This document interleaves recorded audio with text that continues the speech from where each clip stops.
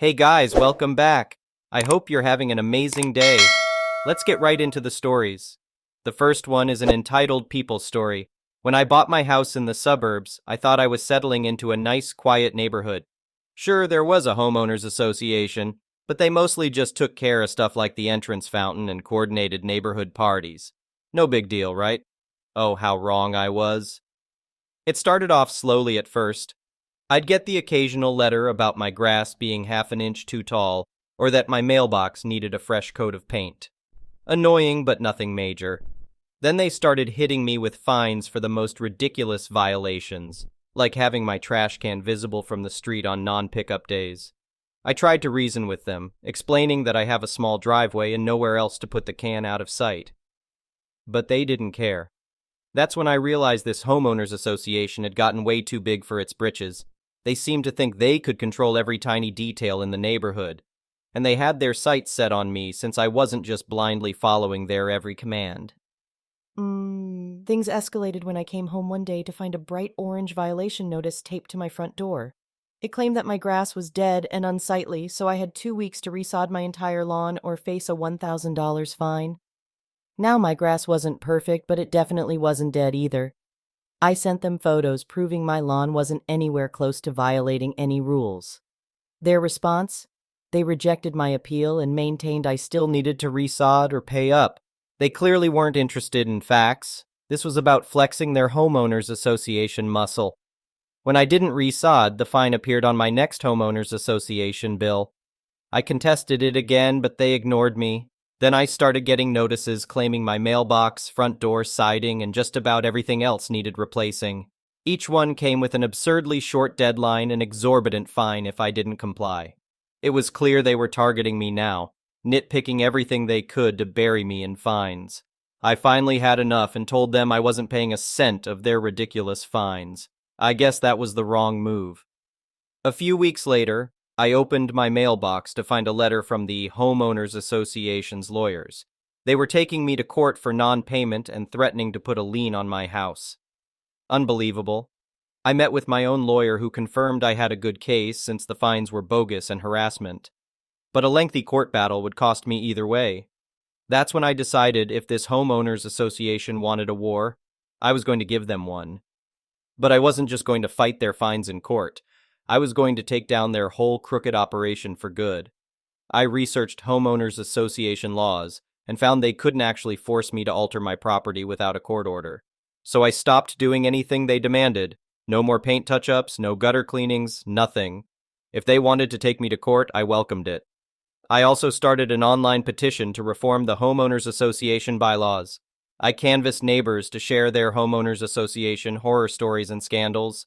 Many had been dealing with similar harassment. My petition gained steam as more people were fed up with the Homeowners Association's self-serving rules. I submitted my petition to the Homeowners Association Board, demanding they reform their archaic bylaws and curb their harassment tactics. They refused, dismissing me as a lone disgruntled homeowner. Little did they know I wasn't alone. I rallied our neighborhood at the next Homeowners Association election meeting.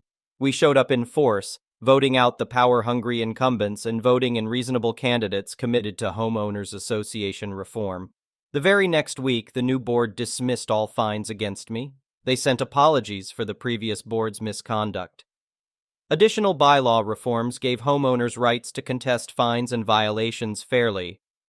As for the lawsuit against me, we countersued for harassment, serving notices to depose all former board members. Not wanting their misconduct exposed, the Homeowners Association quickly offered to settle by paying all my legal fees. I agreed on the condition they adopt a zero-tolerance policy for harassment moving forward. Through perseverance and organizing my neighbors against injustice, I defeated the Homeowners Association's campaign of harassment against me. Their dreams of unchecked power over the neighborhood were destroyed for good. My story serves as a warning to other homeowners. Don't take abuse from homeowners associations lying down. Know your rights and fight back against coercion disguised as rules. With persistence and allies among your neighbors, you can overthrow the tyranny of a power-hungry homeowners association. My saga proves that the little guy can take on injustice and win. You just have to stand up for yourself and what's right. The next one is a pro-revenge story. Minor details might not be entirely accurate as I've no interest in a revival of this conflict on any level. I won completely, and any resurrection can only taint the experience. We'll start off by noting that I spent about 2 decades working in security. During that time, I worked in many different types of security in various locations. The one that matters for this story was the time spent in the rental housing tribunal in a major city as a kind of bailiff. For those not knowing what that is, think of a courtroom. In a major city anyway, in a smaller town, it'll probably be an event room in a hotel or community center, as you'd see on TV but with less formality and an adjudicator instead of a judge. They functionally are the same thing for landlords and tenants, but they definitely aren't the same thing. This place exclusively deals with landlord and tenant disputes, and it is the only place to resolve landlord and tenant disputes. Note that I wasn't a bailiff, and it wasn't a court, but these terms mostly accurately describe the situation and my place in it. For 2 years, I worked at the rental housing tribunal.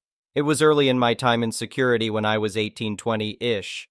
Being as it was a major city, the sheer number of cases I sat through was beyond my ability to count.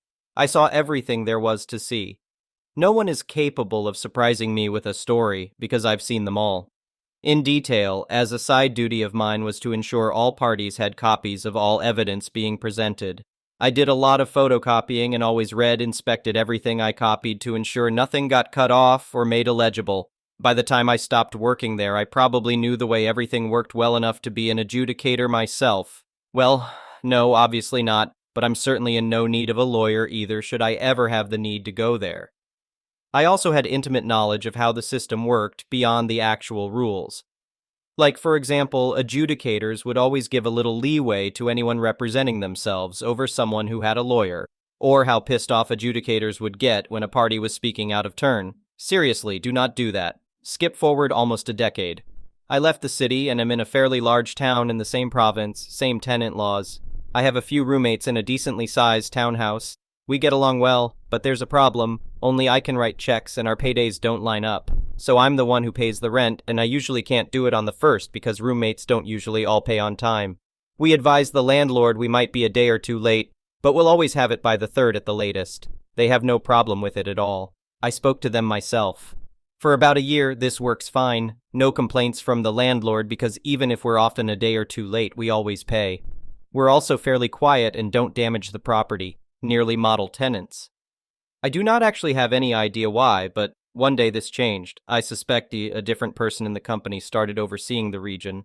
One day, suddenly we got a summons to the rental housing tribunal, hereafter to be referred to as RHT, on the 2nd of the month for failure to pay rent.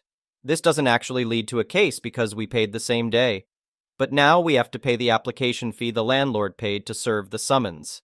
I idioted to the neighbor who was also the superintendent and eventually heard back that their contact at the company was now demanding first of the month, no exceptions. Well, that really didn't work for us. So we probably had to pay that fee 15-20 times over the next 2 years. I could have gone to tribunal over it, but we were technically without a leg to stand on, and I knew it.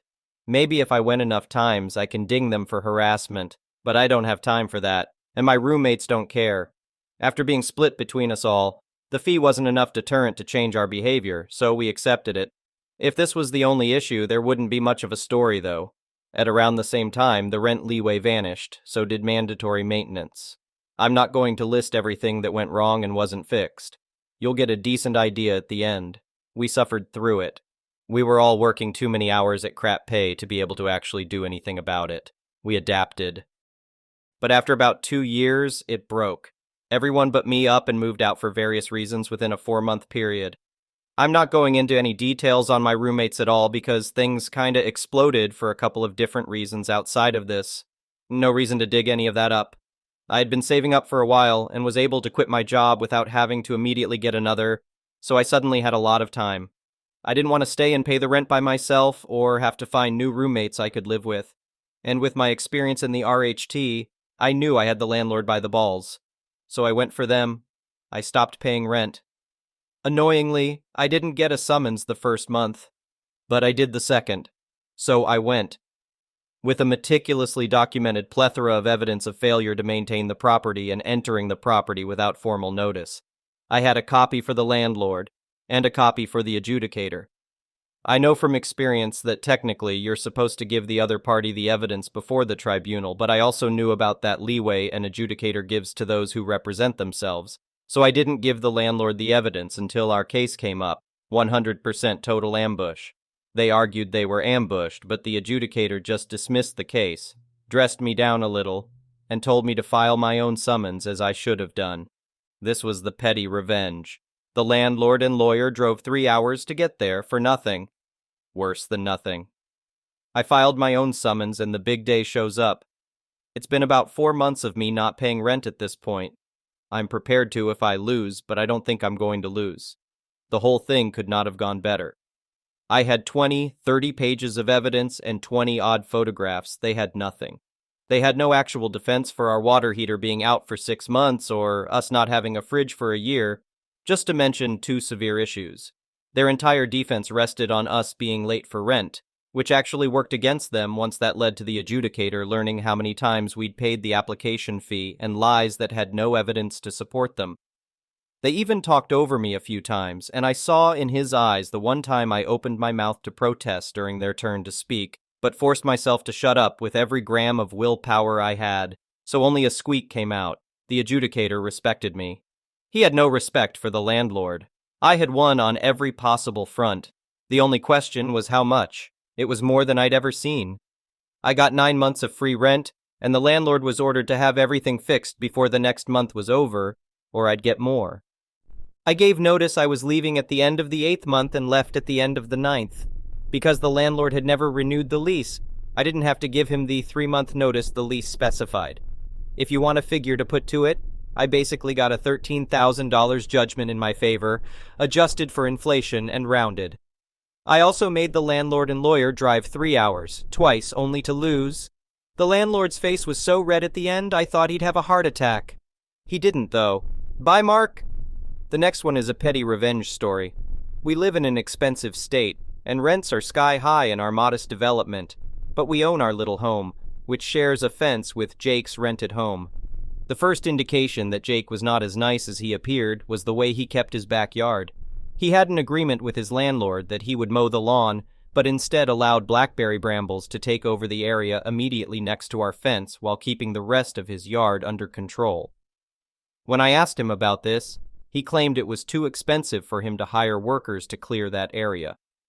Eventually, we did see workers removing the blackberries as Jake complained about the extra expense. Other times, I would overhear him talking to his next-door neighbor about us. Jake is very religious, and we are not.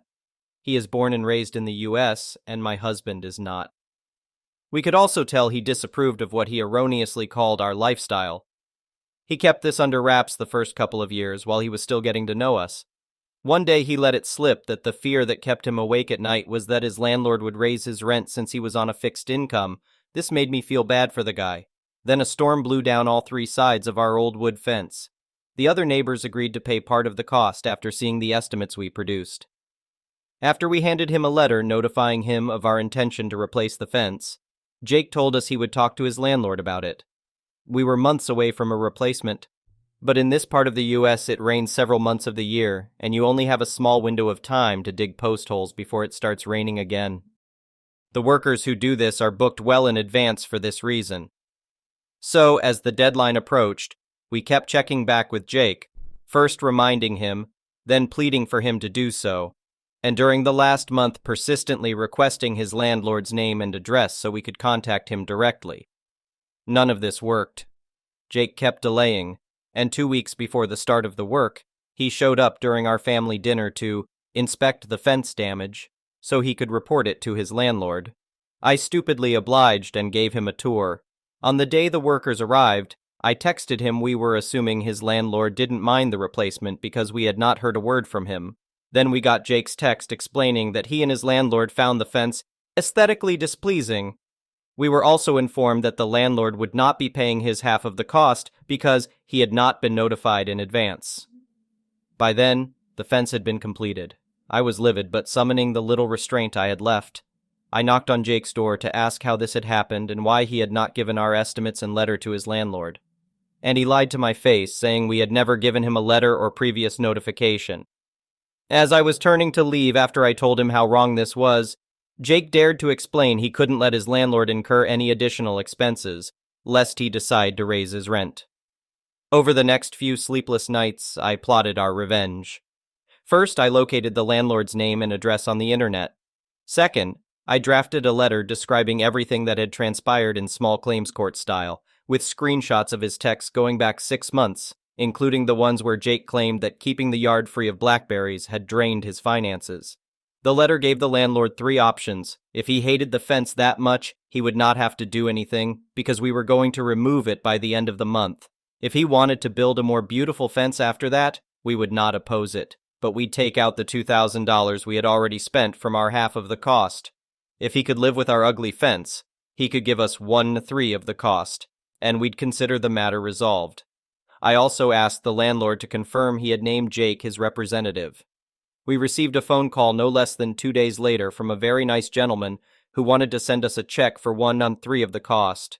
He apologized, saying Jake had never told him about the fence until the day it was being built. Jake's landlord was also very disappointed to read the texts where Jake was taking credit for yard work that the landlord had been paying for. We stopped speaking to Jake for a long time after that, but recently heard from another neighbor that his rent had indeed been raised. The next one is a malicious compliance story. So, I'm a professional chef, and I have been for a few years. In Australia, apprentice chefs are trained in a sort of college where we learn about 150 recipes. Now, many of the recipes are provided to the students in bulky, finicky booklets that you wouldn't really want to take anywhere with you. So I started writing some of the recipes in a separate notebook along with some other recipes I'd learned from coworkers or family members and created a sort of pseudo-cookbook.